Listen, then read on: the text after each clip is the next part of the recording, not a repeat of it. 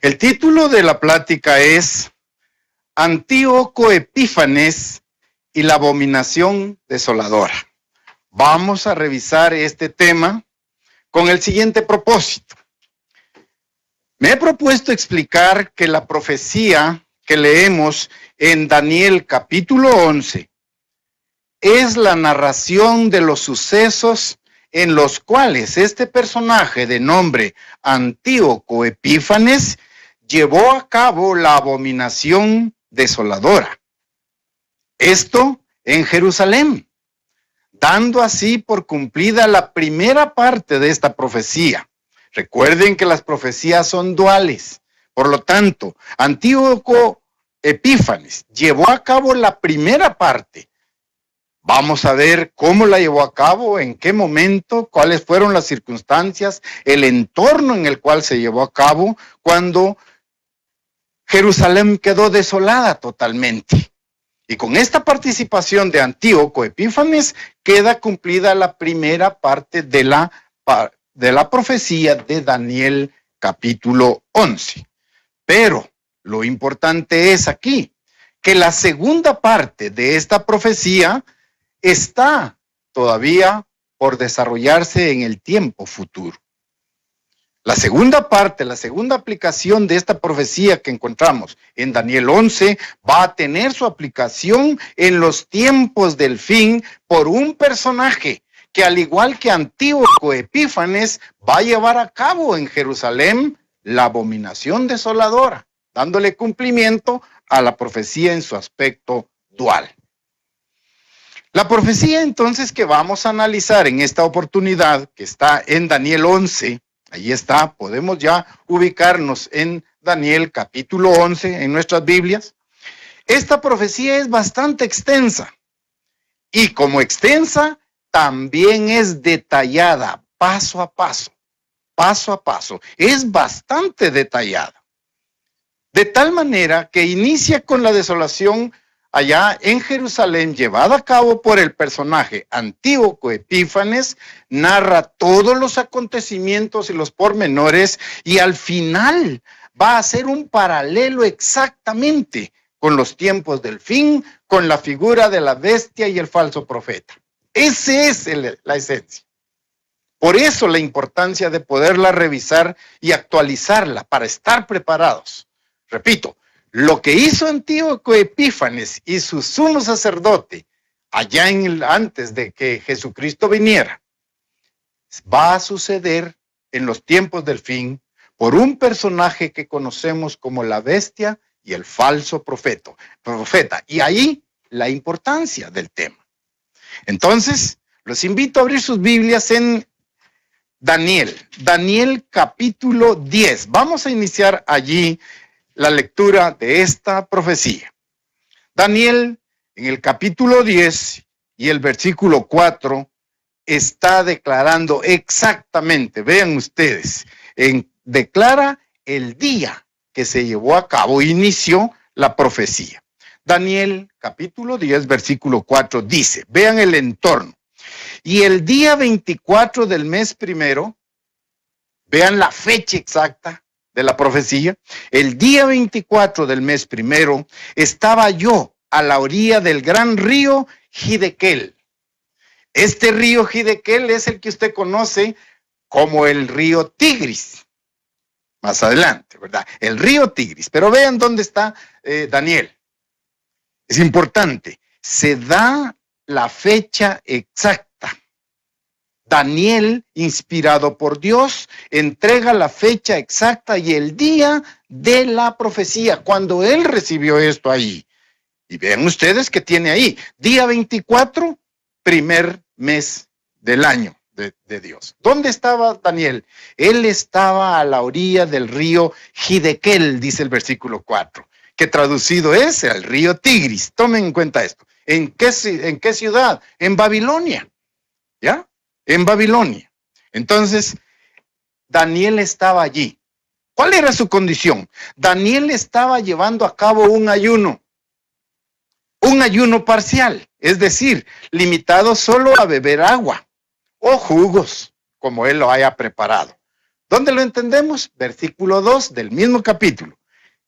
Daniel 10:2. Dice, en aquellos días yo, Daniel, estuve afligido. Ese estuve afligido traducido es en ayuno, por espacio de 3 semanas.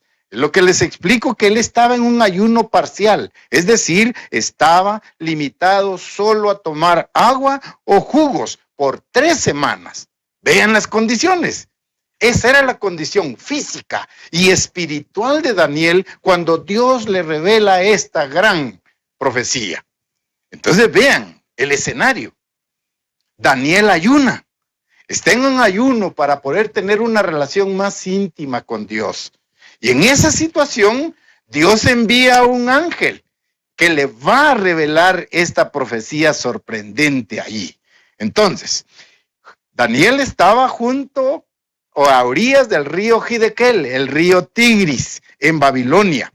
En ese momento, en esas circunstancias, estando él en ayuno, le apareció un ángel resplandeciente para revelarle la 4ª visión del futuro que Dios le había revelado. En los capítulos anteriores de Daniel, el capítulo 6, 7 y 8, tenemos varias profecías también. El de que se le reveló a Daniel. Entonces, ese es el ambiente.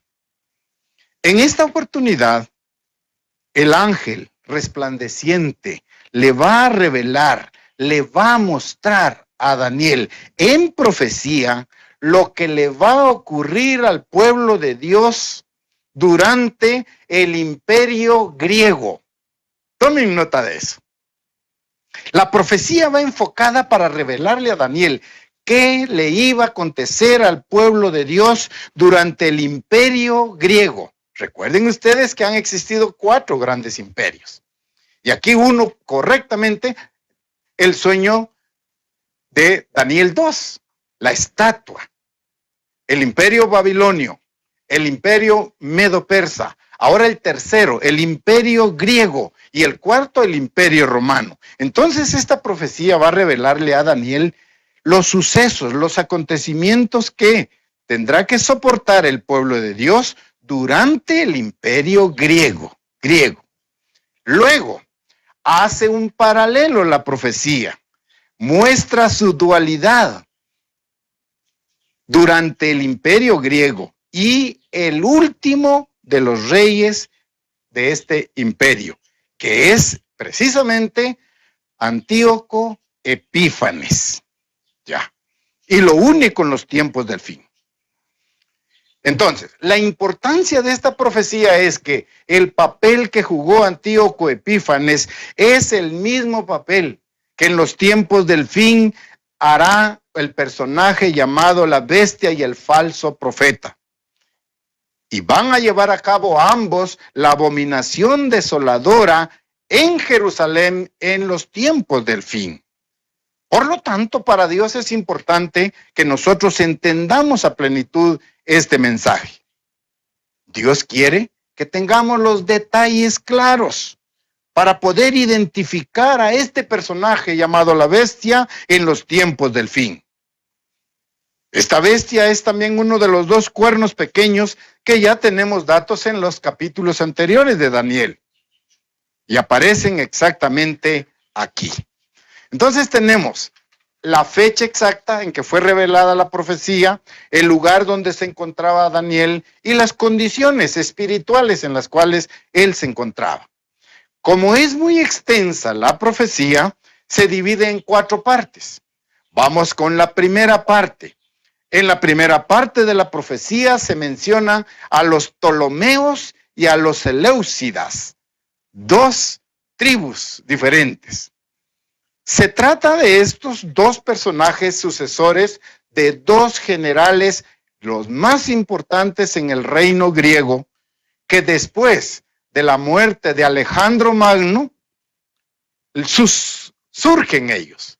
1, Ptolomeo I, el más poderoso, el más fuerte, y su ayudante de nombre Seleuco Nicator. En esta relación entre Ptolomeo I y Seleuco Nicator se da una traición de parte de Seleuco Nicator en contra de Ptolomeo. Esta traición provoca que hayan bastantes guerras constantes entre estas dos dinastías, la dinastía de Ptolomeo I y la dinastía de Seleuco. Hay una gran guerra.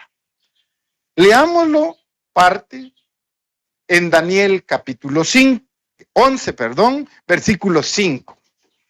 Daniel capítulo 11, versículos 5 hasta el 20. Esa es la referencia de de este conflicto entre Ptolomeo y Seleuco. Versículo 5. Y se hará fuerte el rey del sur, mas uno de sus príncipes será más fuerte que él, y se hará poderoso, su dominio será grande. Hablando de Ptolomeo y de Seleuco. Al cabo de los años harán alianza, y la hija del rey del sur vendrá al rey del norte para hacer la paz, pero ella no podrá retener la fuerza de su brazo, ni permanecerá él, ni su brazo, porque será entregada en ella, y los que la habían traído, asimismo su hijo, y los que estaban de parte de ella en aquel tiempo. Vean el drama que se da allí. Ptolomeo y Seleuco. Ahora interviene una de las hijas porque se llevó a cabo un matrimonio entre ellos para poder llevar a la paz entre estas dos tribus. Todo lo demás se narra hasta el versículo 20, que no vamos a leer en esta oportunidad. Allí tenemos definida la primera parte, en donde se menciona los Ptolomeos y los Seleucidas, que entran en una guerra franca por el poder y el dominio mundial. La profecía de Daniel 11 tiene una segunda parte, y allí quiero enfocar con mayor énfasis el desarrollo de la misma. En la segunda parte, Antíoco Epífanes, como el último rey, Antíoco IV, también se le llama, a él se le apodó Epífanes. Esta palabra Epífanes quiere decir ilustre. Antíoco Epífanes quiere decir ilustre, pero este personaje era tan traicionero que detrás de él le apodaron Epímanes. Epímanes. Y Epímanes quiere decir loco. Vean por la personalidad de Antíoco. Él se hizo llamar Epífanes, Antíoco ilustre, pero el pueblo, por ver sus características, sus personalidades expuestas, sus manifestaciones, le apodaron Epímanes, que quiere decir loco. La historia de Antíoco es grande, cubre prácticamente la misma cantidad de versículos que todos sus precedentes. Veamos parte de la última vida de Antíoco. Se inicia en Daniel capítulo 11 y el versículo 31. Vamos a ver una parte de esta actuación de Antíoco. Daniel capítulo 11, versículo 31. Hablando de este personaje, dice el versículo 31, y se levantarán de su parte tropas que profanarán el santuario y la fortaleza, y quitarán el continuo sacrificio y pondrán la abominación desoladora. Haciendo referencia ya aquí a Antíoco IV, Antíoco Epífanes, ¿de acuerdo? Él entonces va a llevar a cabo esos. Se levantarán de su parte tropas que profanarán el santuario, leemos, y quitarán el continuo sacrificio y pondrán la abominación desoladora en Jerusalén, en el templo de Jerusalén. En relación a este versículo, el comentario bíblico expresa lo siguiente. Amplía de esta manera. Dice el comentario bíblico: Antíoco envió al general Apolonio con 22,000 soldados a Jerusalén, en lo que parecía ser una misión de paz, pero aprovechándose del día sábado, como en Jerusalén no se trabajaba, aprovechándose del día sábado, atacaron a muchas personas, esclavizaron a mujeres y niños, saquearon e incendiaron la ciudad. Intentaron eliminar por completo el judaísmo. Vean qué está haciendo Antíoco Epífanes. Y pretendieron helenizarnos. Este término de la helenización se refiere a imponer la cultura griega en Jerusalén. La cultura y la religión. Y vean que la helenización también llegó a nuestro mundo. De hecho, usted, ¿cómo no ha leído a Pitágoras, a Platón, a Sófocles, a Píndaro? Tantos personajes que han venido de la filosofía, en la psicología, en medicina, en la matemática, porque cuando el imperio griego tuvo su hegemonía, expandió su helenización, o sea, su cultura a todos los puntos de la tierra. Ellos les prohibieron practicar su religión judía, incluyendo guardar el sábado. Vean lo que hizo Antíoco Epífanes. Prohibió guardar el sábado, prohibió guardar las fiestas santas, y en ese tiempo prohibió también el rito de la circuncisión. Tomen en cuenta esos acontecimientos llevados a cabo por Antíoco Epífanes, Antíoco IV. Pero no solo eso, también ordenó que se quemaran todas las copias de las escrituras. Vean, entonces, prohibió guardar el sábado, prohibió las fiestas santas, prohibió la circuncisión en esta época y quemó todas las copias de las sagradas escrituras. Vean los hechos. Y esto se va a volver a vivir en los tiempos del fin por una figura llamada la bestia y el falso profeta. Vean lo que nos espera a este tiempo del fin. Luego, Antíoco Epífanes estableció la abominación desoladora. ¿En qué consistió? ¿En qué consistió la abominación desoladora que instauró Antíoco Epífanes? Vean, punto número 1. Colocó un altar a Zeus, un dios griego. Hizo un altar al dios Zeus en el templo santo. Miren la profanación. 2. Sacrificó un cerdo en el altar en Jerusalén. Ustedes saben que Dios, en sus leyes alimenticias, indica claramente que el cerdo es inmundo. Y Antíoco Epífanes sacrificó un cerdo en el altar. Con estas dos cosas, colocar la imagen de Zeus, le hizo el altar a Zeus, sacrifica un cerdo en el altar en el templo de Jerusalén. Además de esto, emitió el siguiente decreto, que estas dos cosas, colocar un altar de Zeus, adorar a Zeus y sacrificar un cerdo, se tenía que hacer todos los días 25 de los meses. Fíjense bien. Profanar esto.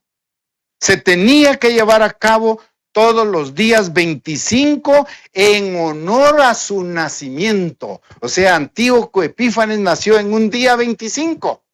¿A dónde los lleva ese 25? ¿Qué fecha les pone en su mente? ¿Diciembre? ¿Navidad? Vean, la abominación desoladora también se llevó a cabo en un 25, un día 25, y se tenía que hacer adorar al dios Zeus en un día 25 y sacrificar un cerdo en un día 25 en honor a Antíoco Epífanes, que era el rey griego que imperaba en ese tiempo. Entonces, ante esa orden, las autoridades consagraron el templo a Júpiter olímpico. Y en ese momento se introdujo en él una estatua del dios pagano, que tenía los rasgos similares a los de Antíoco. Repito, se procedió a sacrificar un cerdo en el altar. El templo se vio lleno de lujurias. Estoy en el comentario bíblico. El templo se vio lleno de lujurias, de orgías de los gentiles, que banqueteaban, dice allí, con prostitutas y se unían con las mujeres en los pórticos. ¿De dónde estoy sacando estos comentarios? De un libro. La fuente se llama ¿Cómo vivieron los grandes personajes de la Biblia? Ese es el libro que nos está dando la información. En su página 288. Por su parte, el comentarista Halley, que es de renombre, agrega: Antíoco atacó Jerusalén, mató a 80,000 judíos, tomó 40,000 y vendió como esclavos a otros 40,000. Hagan la suma. 8,000 judíos, 40,000 los tomó y vendió como esclavos a 40,000. Con ese ejército más lo que él tenía, invade Egipto. Pero la Biblia en la profecía marca los pasos de este hombre. Daniel 11:30 ahora, vean allí. ¿Qué sucedió cuando él iba rumbo a Egipto a invadirlo? Porque vendrán contra él, ese él es Antíoco Epífanes, naves de Quitim, y él se contristará y volverá y se enojará contra el pacto santo y harán según su voluntad. Volverá, pues, y se entenderá con los que abandonen el santo pacto. O sea, Antíoco iba a conquistar a Egipto, pero ahí dice la profecía que vendrán contra él las naves de Quitim, que estamos leyendo ahí, las naves de Quitim. Ya, estas naves claramente las obligan, es un ejército que viene en contra. Cuando él no logra conquistar Egipto en esa incursión, descargó su enojo contra Jerusalén. Y en su ira va y profana el templo. Estamos comentando, valga la redundancia, el comentario de Halley. Y dice que fue ayudado por muchos judíos apóstatas que ante la presión de Antíoco cedieron, dejaron de guardar el sábado, las fiestas santas, ¿sí? Se dedican a comer alimentos inmundos. Y estos son judíos apóstatas que ayudaron a Antíoco. Versículo 32 del mismo capítulo. Con lisonjas reducirá a los violadores del pacto. De ellos estoy hablando. Con lisonjas, con palabras dulces, con hipocresía, con vanidad, seducirá a los violadores del pacto. ¿Quiénes son estos violadores del pacto?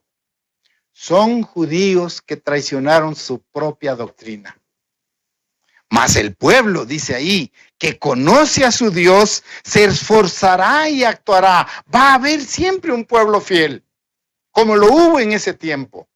Gente que expuso su vida, gente que se dedicó a guardar los mandamientos de Dios, a obedecer a Dios, aunque recibiera a cambio muerte. Por ejemplo, con lisonjas reducirá a los violadores del pacto. Ya sabemos quiénes son. Son judíos apóstatas que conspiraron con él para terminar con el camino de Dios. El libro de Macabeos, que es un libro histórico, dice: el que no obrara conforme a la orden del rey Antíoco moriría. En el mismo tono escribió a todo su reino. Los inspectores nombrados por el rey para todo el pueblo ordenaron a las ciudades de Judá que en cada una de ellas se ofrecieran sacrificios. ¿A quiénes? Al dios Zeus, a los dioses griegos. Muchos pueblos, todos los que abandonaban la ley, se unieron a ellos. Estos son los judíos apóstatas. Causaron mal al país y obligaron a Israel a ocultarse en toda una suerte de refugios. Levantaron sobre el altar la abominación desoladora. Rompían y echaban al fuego los libros de la ley. Lo repite el libro de Macabeos, es un libro histórico. Al que encontraban con un ejemplar de las escrituras en su poder, o bien descubrían que observaba los preceptos de la ley, le condenaban a muerte. Eso ya sucedió, pero vendrá también en los tiempos del fin. Esto se repetirá una vez más, y repito, a cargo de un líder político llamado la bestia, a cargo de un líder religioso llamado falso profeta. Entonces le condenaban a muerte. Muchos israelitas, dice este libro de Macabeos, también murieron con entereza y valor por defender sus doctrinas. Y se negaron a comer cosas impuras, prefiriendo la muerte. También han existido miembros de la iglesia fieles a las doctrinas de Dios. Esto aconteció. Pero hermanos, esto acontecerá también en los últimos tiempos. Esto tendremos que sufrir algunos de nosotros. Y tenemos que estar preparados para ello. Al igual que estos fieles judíos murieron defendiendo su doctrina, su fe y su convicción, nosotros, iglesia, tenemos que tener esa convicción. Llegará en los últimos tiempos a replicarse esta profecía. En ese tiempo hubo resistencia de valientes, porque muchos judíos defendieron hasta con su vida la verdad de Dios y sus doctrinas. Y unos de ellos fueron los macabeos, quienes lograron repeler a los griegos, tal como estaba profetizado. Los rechazaron y estos macabeos fueron fieles a Dios. Daniel 8:14, veamos qué dice. Ahí mismo, Daniel capítulo 8, versículo 14, habla de un tiempo profético. Y él dijo: hasta 2300 tardes y mañanas, luego el santuario será purificado. Vean cuánto tiempo pasó en la abominación desoladora. Hasta 2300 tardes y mañanas, que es igual a decir 1150 días. ¿Sí se entiende? Repito, hasta 2300 tardes y mañanas, tarde y mañana, forman un día. Entonces, 2300 dividido entre 2, o sea, la mitad, nos lleva a 1150 días. Luego de estos 1150 días, ¿qué sucede? Según este versículo 14, dice, lo leo, y él dijo, hasta 2300 tardes y mañanas, que son 1150 días. Luego, ¿qué sucede? Concluyendo ese tiempo, el santuario será purificado. O sea, iba a terminar la abominación desoladora. Y esto fue una realidad en los tiempos que estamos hablando. El templo es purificado y rededicado por Judas Macabeo, según la historia. La historia entonces de Antíoco Epífanes sigue y él continúa con su afán de conquistar el mundo. Y va rumbo hacia Babilonia para castigar a todos los aldeanos de Babilonia que no le estaban pagando tributos. Y él va enfurecido, pero de repente ahora surge el plan de Dios. Antíoco, en ese bregar, sufre una gran derrota.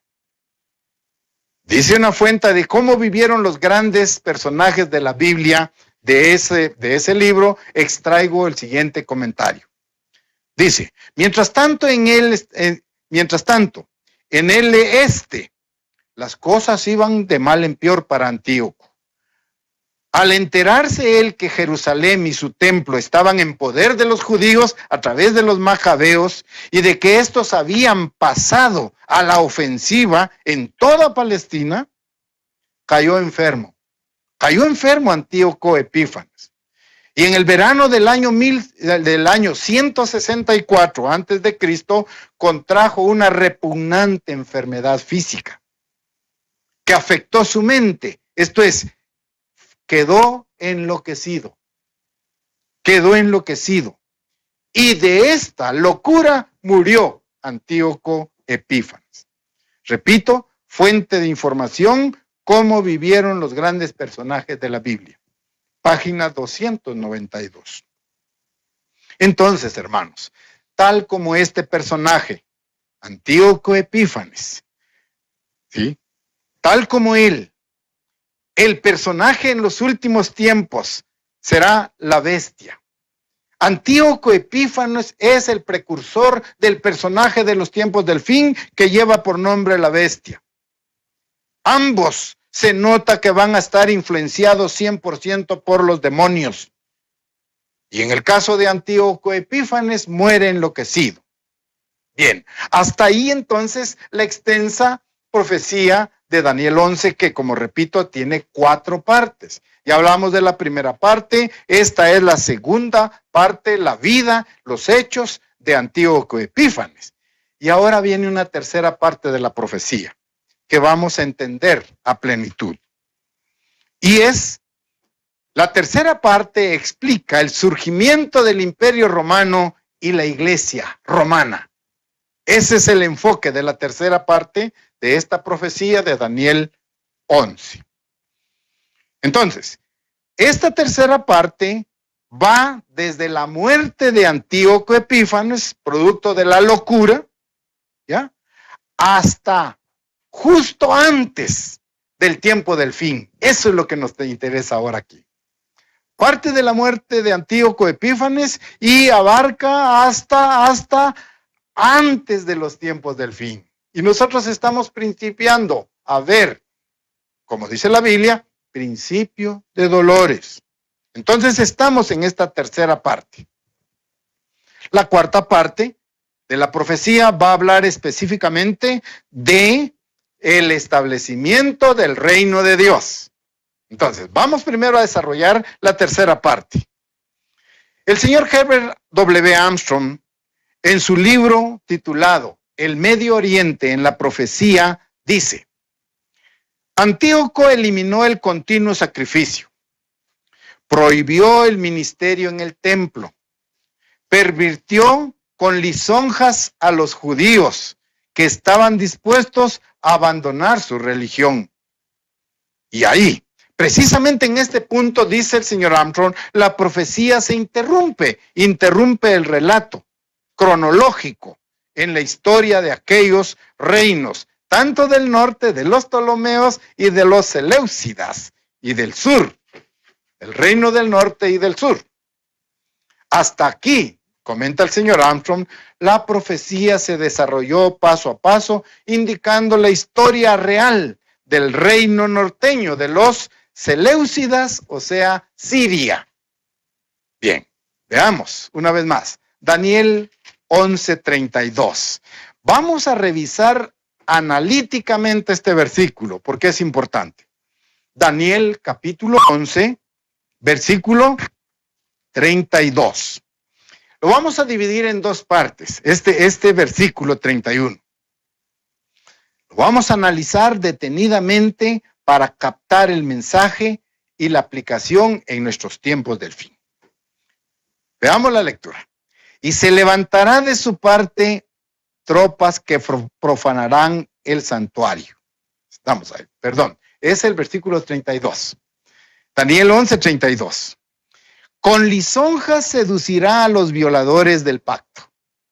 Vea, esa primera parte. Pongámosle parte A. Con lisonjas se seducirá a los violadores del pacto. Mas el pueblo que conoce a su Dios se esforzará y actuará. Ahí tenemos ahora el versículo 32 dividido en 2 partes. La primera parte dice entonces ahí: con lisonjas reducirá a los violadores del pacto. ¿Quiénes son esos violadores del pacto? Lo repito. En tiempo de Antíoco Epífanes fueron los judíos que traicionaron su doctrina, que se aliaron a Antíoco Epífanes. Ellos son los violadores del pacto, que violaron el pacto que habían hecho con Dios. Muy bien, esto lo hizo efectivo Antíoco Epífanes. Ya sucedió. Ahora veamos la segunda parte del mismo versículo 32. ¿Qué dice? Mas el pueblo que conoce a su Dios se esforzará y actuará. Vean que ahora habla de un pueblo. El pueblo que conoce a su Dios se esforzará y actuará. Sigamos el hilo histórico que traemos. Preguntémonos, ¿cuándo? ¿En qué momento? A partir del año 167 antes de Cristo, cuando Antíoco Epífanes llevó a cabo la abominación desoladora, ¿en qué momento comenzó el pueblo a conocer a Dios? ¿En qué momento surge este pueblo que conoce a su Dios y se esforzará por guardar sus doctrinas y va a actuar de acuerdo a ellas? ¿En qué tiempo? ¿Sí? ¿En qué tiempo, repito, comenzó el pueblo a conocer a Dios? ¿En qué tiempo comenzó el pueblo a ser esforzado espiritualmente, fuerte espiritualmente, para actuar en servicio de Dios? ¿En qué tiempo? La respuesta la encontramos en el artículo del señor Armstrong, que dice, 1. En los tiempos de los macabeos. Los macabeos rechazaron al ejército griego y los repelieron y los expulsaron de Jerusalén. Entonces, ¿en qué tiempo comenzó el pueblo a conocer a Dios? Con los macabeos primero, luego en la primera venida de Jesucristo y en la época de los apóstoles. Allí tenemos ahora a el pueblo que comienza a conocer a su Dios, que se comienza a esforzar por defender la verdad y actúa. Entonces vean, allí está resuelta la pregunta. Vamos a leer Daniel 11:33. Y los sabios del pueblo instruirán a muchos, y por algunos días caerán a espada y a fuego en cautividad y despojo. Está claro. No había verdadero entendimiento hasta que llegó Jesucristo. Y Jesucristo vino y restauró el conocimiento. El verdadero evangelio entonces fue llevado a todas las naciones habitadas y se predicó el evangelio a todo el mundo. ¿Sí? Es allí cuando surge el pueblo que conoce a su Dios, la segunda parte del versículo 32, que conoce a su Dios, se esfuerza y actúa. Repito entonces, Cristo y los apóstoles instruyeron a mucha gente sobre el verdadero evangelio, y este fue llevado a toda nación habitada en el mundo. Pero Cristo fue crucificado. Cristo fue crucificado. Y la historia nos dice que todos los apóstoles también fueron martirizados, con excepción de Juan. Esta situación duró hasta la edad históricamente conocida como Edad Media. ¿Qué sucedió en la Edad Media? Según cálculos hechos por historiadores, 50 a 100 millones de personas fueron martirizadas por su fe. Repito, entre 50 y 100 millones de personas fueron martirizadas por su fe. El pueblo que conoce a su Dios y se esfuerza y actúa, ese pueblo fiel que defendió la doctrina de Jesucristo con su vida durante la Edad Media, murió un promedio de 100 millones que fueron martirizados por defender su fe. Versículos 34 y 35 del mismo capítulo 11. Y en su caída serán ayudados, de pequeño socorro, y muchos se juntarán a ellos con lisonjas. Versículo 35. También algunos de los sabios caerán para ser depurados, limpiados y emblanquecidos hasta el tiempo determinado. Una traducción anterior dice hasta los tiempos del fin. ¿Ya? Hasta el tiempo determinado. Porque aún para esto hay plazo. Vean entonces la profecía, proyectándose al futuro, a los tiempos del fin.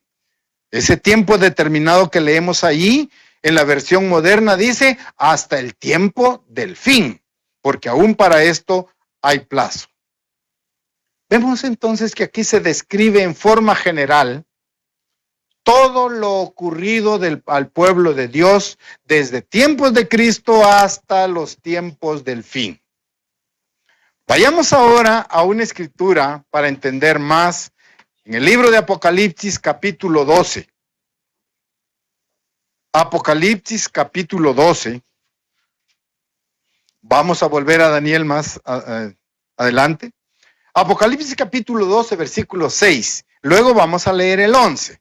Vean entonces cómo en estos versículos está condensada la historia del pueblo de Dios desde que Cristo vino hasta los tiempos del fin. Vean ahí.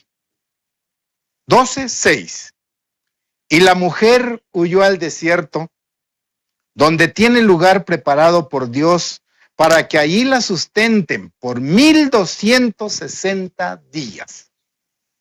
Versículo 11, vamos a pasar hasta allá.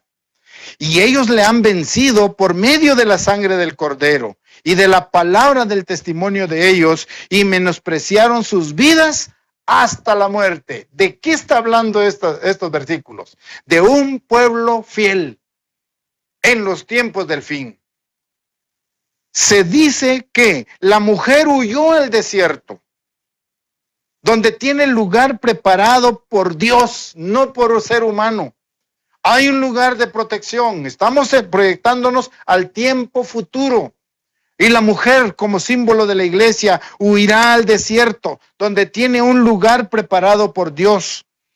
Y allí la va a sustentar, dice, por 1260 días. Luego el versículo 11, y ellos le han vencido. Fidelidad, fuerza, convicción. Y ellos le han vencido por medio de la sangre de Cristo y de la palabra del testimonio de ellos, y menospreciaron sus vidas hasta la muerte. ¿Hasta dónde llegó la convicción? ¿Hasta dónde debe llegar nuestra convicción? Estar dispuestos a morir por la verdad de Dios, por defender la verdad de Dios. Recuerden que esta es profecía para los tiempos del fin. Vamos ahora a leer los versículos del 13 al 17. Y cuando vio el dragón que había sido arrojado a la tierra, persiguió a la mujer que había dado a luz al hijo varón. Vean la historia de la iglesia. Y se le dieron a la mujer las dos alas de la gran águila, para que volase delante de la serpiente al desierto, a su lugar, donde es sustentada por un tiempo, tiempos y la mitad de un tiempo. Y la serpiente arrojó de su boca tras la mujer agua como un río, para que fuese arrastrada por el río. Pero la tierra ayudó a la mujer, pues la tierra abrió su boca y tragó el río que el dragón había echado de su boca. Finalmente, versículo 17. Entonces el dragón se llenó de ira contra la mujer y se fue a hacer guerra contra el resto de la descendencia de ella. ¿Cómo se identifican? Los que guardan los mandamientos de Dios y tienen el testimonio de Jesucristo. Vean este recorrido de la historia desde tiempos antiguos hasta el tiempo del fin. Va a haber una gran persecución. Hay un lugar de protección en donde milagrosamente Dios protegerá a su iglesia por 3 años y medio, justamente el tiempo que tardará el período de la gran tribulación, que está representado en el 5º sello del Apocalipsis. Eso es lo que esperamos. Pero vean que venimos con la historia de la abominación desoladora llevada a cabo ya por Antíoco Epífanes. Pero ahora se espera en el tiempo del fin una nueva abominación desoladora. Y lo vamos a ver más adelante. Entonces, Dios es un Dios de sabiduría. Y Dios tiene un lugar de protección para su iglesia. Seguro. Vamos entonces más adelante. Volviendo otra vez a Daniel. Para seguir conociendo las características de este personaje del tiempo del fin. Daniel 11, versículo 36 ahora. Sigue describiendo a este personaje del futuro. Daniel 11, versículo 36. Dice, y el rey hará su voluntad. Vean, El rey hará su voluntad y se ensoberbecerá y se engrandecerá sobre todo Dios, y contra el Dios de los dioses hablará maravillas, y prosperará hasta que sea consumada la ira, porque lo determinado se cumplirá. Vean ahora, proyecten su imaginación al personaje de los últimos días del tiempo del fin. Y el rey hará su voluntad y se ensoberbecerá y se engrandecerá sobre todo Dios. Y contra el Dios de dioses hablará, contra el verdadero Dios hablará maravillas y prosperará hasta que llegue su tiempo de consumación. En este versículo quiero que capten ustedes. ¿Quién fue el rey del norte en la época inicial? ¿Quién fue el rey del norte en la época inicial y media del Nuevo Testamento, hasta donde nos lleva la profecía? ¿Quién fue ese rey del norte? Históricamente les digo, en el año 65, antes de que Cristo viniera, Siria fue absorbida por el Imperio Romano. Repito, año 65 antes de Cristo. Siria fue absorbida por el Imperio Romano, el cual está tipificado como la cuarta bestia. Siria. Recuerden ustedes, Siria era el imperio de los Seleucidas. ¿Ya? Seleuco era el líder ahí. Y dentro de ellos, Antíoco Epífanes, el rey. Antíoco Epífanes IV. Ahora bien, en el año 65 fue absorbido el poder de Siria por el Imperio Romano. Lo absorbió. Ahora, el emperador romano controla Judea. Y por lo tanto, el rey del norte aquí es símbolo del emperador romano. ¿Se dan cuenta? Entonces leemos el versículo 36, y el rey hará su voluntad. Ahora, ¿quién es esa figura? El rey hará su voluntad, un emperador romano. Los emperadores romanos exigían de sus súbditos que le adoraran como dioses.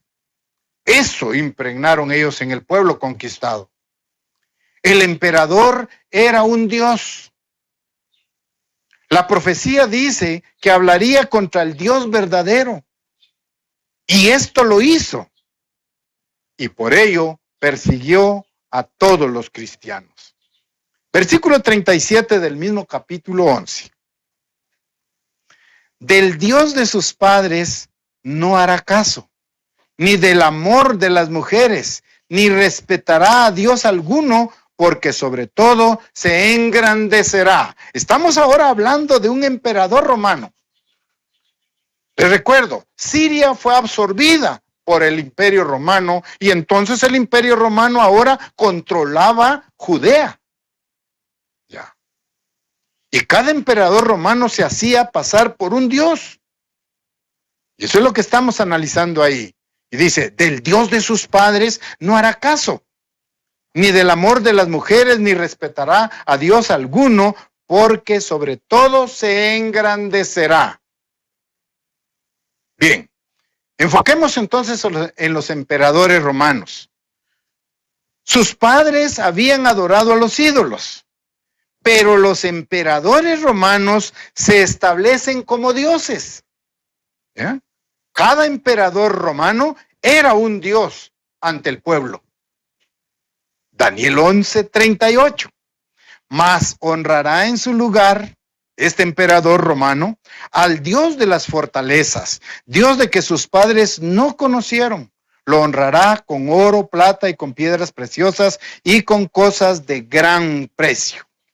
Vean ahora, los emperadores romanos honraban a los dioses.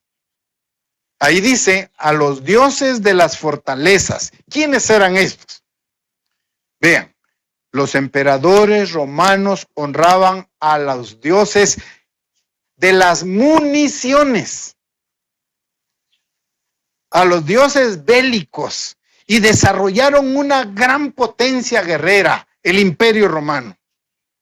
El Imperio Romano, una gran potencia guerrera, la más formidable hasta entonces conocida por el mundo. Y recuerden ustedes que en el sueño de la estatua hay una cabeza de oro, Babilonia, los pechos de plata, medos y persas, las piernas ¿de qué? De bronce, y los pies ahora de hierro. ¿Sí? Y los emperadores romanos comenzaron a adorar a los dioses de las fortalezas. Hicieron una gran potencia guerrera, formidable. Y se establecieron como dioses ante su territorio dominado. La historia dice que antes del año 476,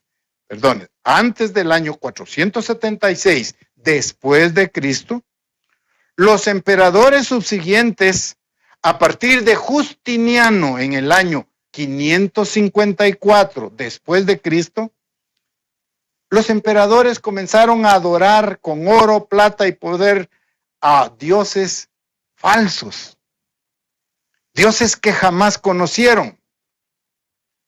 Ahora surge algo importante. Surge un personaje a la par de la bestia, la cabeza de una iglesia que se llama cristiana. Apocalipsis 17:4. Apocalipsis 17:4 y 5. Y la mujer estaba vestida de púrpura y escarlata, y adornada de oro, de piedras preciosas y de perlas, y tenía en la mano un cáliz de oro, lleno de abominaciones y de la inmundicia de su fornicación.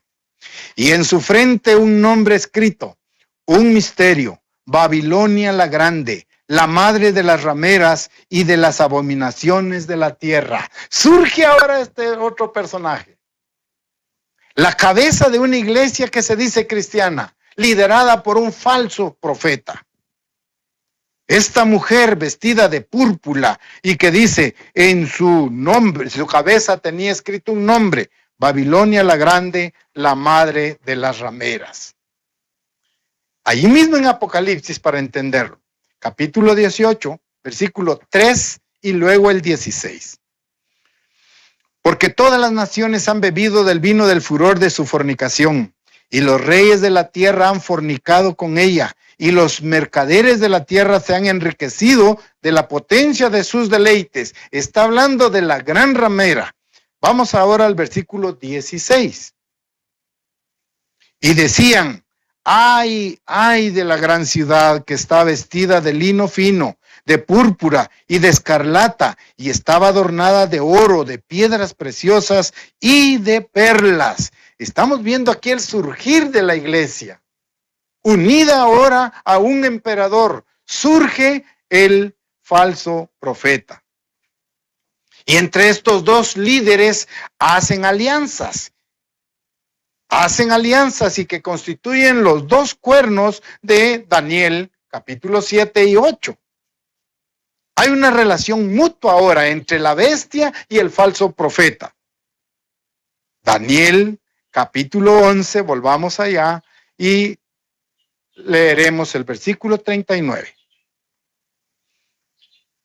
Daniel 11:39. Con un Dios ajeno se hará de las fortalezas más inexpugnables y colmará de honores a los que le reconozcan, y por precio repartirá la tierra. Repito, con un Dios ajeno se hará de las fortalezas. Ahora tenemos ya los dos personajes de los tiempos del fin, la bestia y el falso profeta, el emperador y el papado, dos grandes fuerzas del tiempo del fin. Y dice, y colmará de honores a los que le reconocen y por precio repartirá la tierra.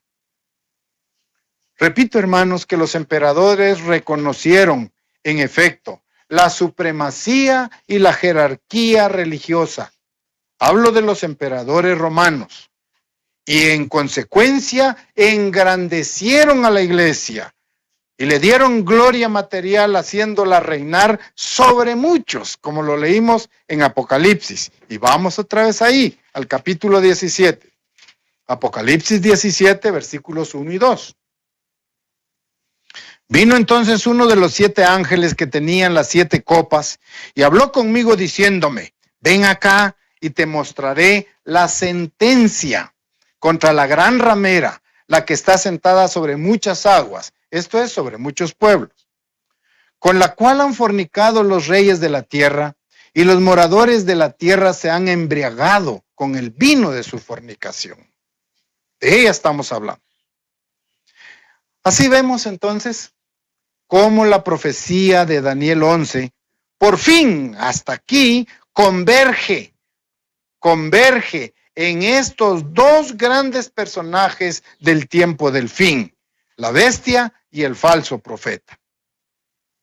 En los días de la abominación desoladora, en los días de Antíoco Epífanes, los 2 cuernos tenían que ver con Antíoco Epífanes y con el falso profeta, de él un sumo sacerdote que jugó el papel de falso profeta dentro de la religión griega.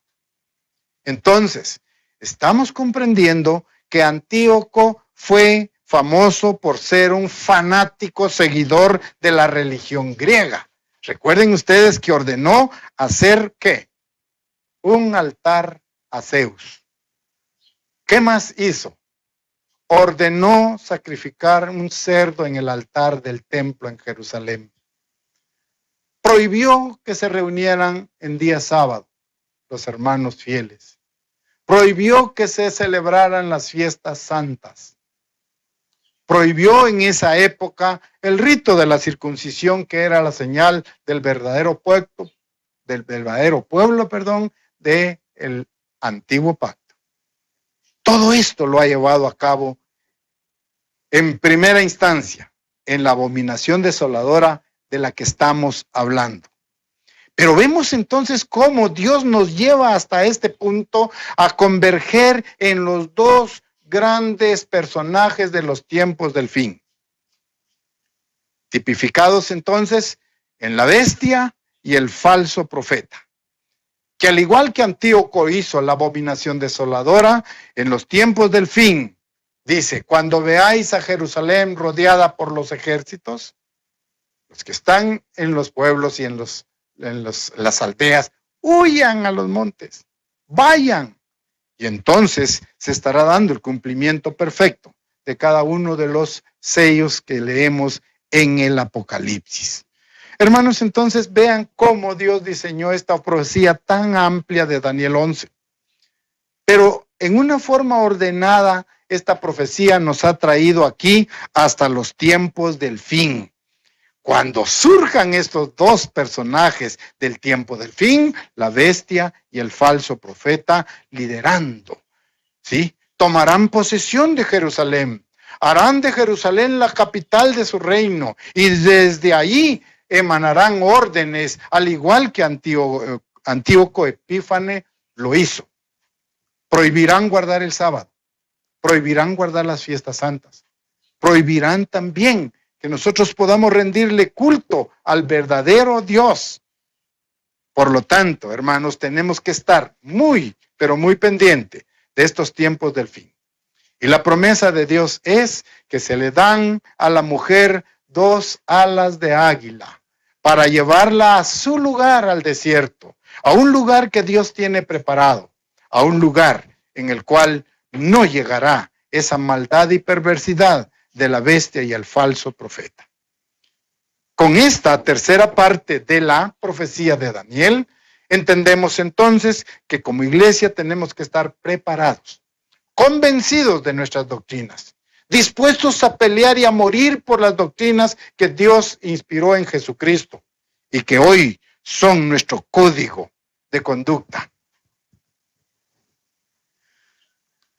La profecía de Daniel 11, solo como referencia para ustedes, finaliza desde los versículos 40 al 45 y describe en la 4ª parte de la profecía lo que sucederá en la profecía cuando se establezca el reino de Dios, que va a ser mucho más diferente con ello. Entonces, hermanos, hemos visto aquí que Antíoco Epífanes, ya como conclusión, instaló la abominación desoladora en Jerusalén y cumplió con la profecía de Daniel 11 en su primera parte. Y esperamos nosotros en los últimos tiempos, en los tiempos del fin, a dos líderes, a la bestia y al falso profeta, quienes también invadirán Jerusalén. La tomarán como la sede y capital de su trono y su gobierno. Y desde allí también ellos harán lo que hizo Antíoco Epífanes y mucho más, cosas indescriptibles. Por lo tanto, como iglesia debemos de permanecer fieles a Dios, enriquecernos con estas verdades para que cuando llegue el tiempo del fin, nosotros estemos preparados, capacitados para defender la verdad de Dios. No importa que en un momento dado tengamos que ofrendar hasta nuestras vidas por defender la verdad de Dios. Pero detrás de eso hay una gran esperanza. Naceremos en la familia de Dios. Seremos parte del gobierno de Dios cuando Él envíe a Jesucristo para reinar durante 1000 años y luego por toda la eternidad. Que esa sea nuestra esperanza, que esa sea nuestra convicción.